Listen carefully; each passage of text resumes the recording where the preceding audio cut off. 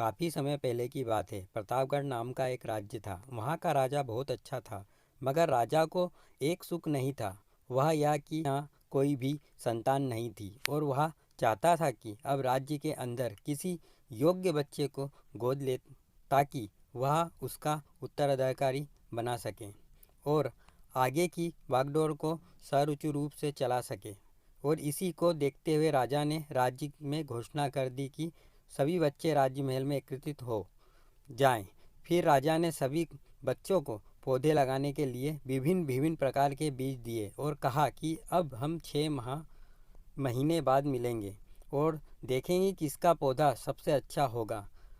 महीने बीत जाने के बाद भी एक बच्चा ऐसा था जिसके गमले में वह बीज अभी तक नहीं फूटा था, लेकिन वह रोज़ उसकी देखभाल करता था और रोज़ पौधे को पानी देता था। देखते ही देखते 3 महीने गुजर गए।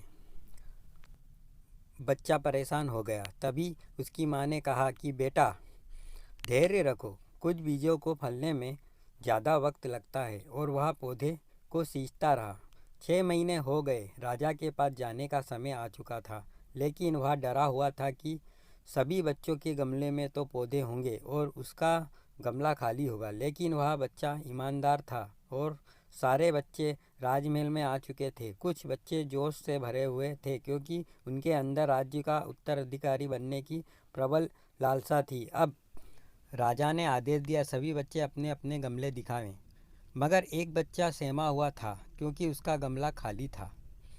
तभी राजा की नज़र उस गमले पर गई। उसने पूछा, तुम्हारा गमला तो खाली है? तो उसने कहा, लेकिन मैंने इसे अगले ही 6 महीने तक देखभाल की है। राजा उसकी ईमानदारी से खुश था कि उसका गमला खाली है, फिर भी वह हिम्मत करके यहाँ आ तो गया।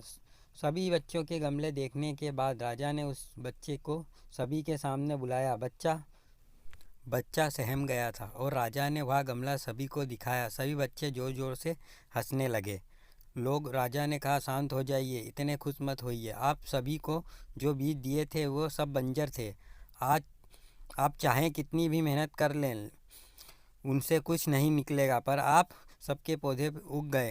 राजा उसकी ईमानदारी से बहुत खुश हुआ और उस बच्चे को राज्य का उत्तराधिकारी बना दिया गया। लेकिन हमें इस कहानी से क्या सीख मिलने को मिलता है? अपने अंदर ईमानदारी का होना बहुत ज़रूरी है। अगर हम खुद के साथ ईमानदार हैं तो जीवन के किसी न किसी पड़ाव में सफल हो ही जाए।